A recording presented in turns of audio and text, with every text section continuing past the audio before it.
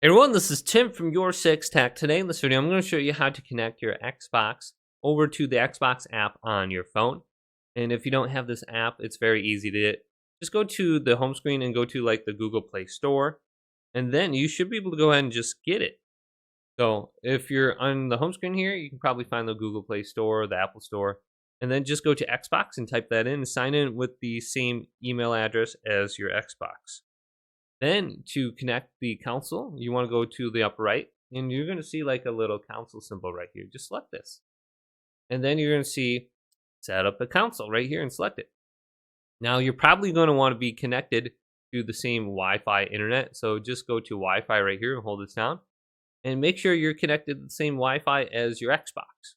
So I can see I'm connected to Scump. And my Xbox is connected there too. So let's go back to here. And then you can set up a new console or add an existing.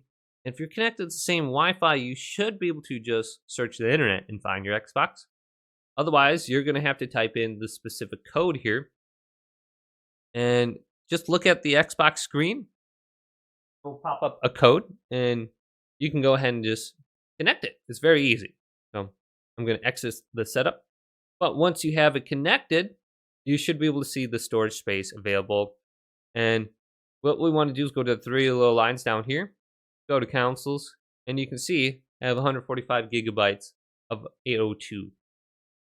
And then I can download games. I can remote play, open a remote, manage console and games right here. So if I want to go and just download something or uninstall it, I easily can right here.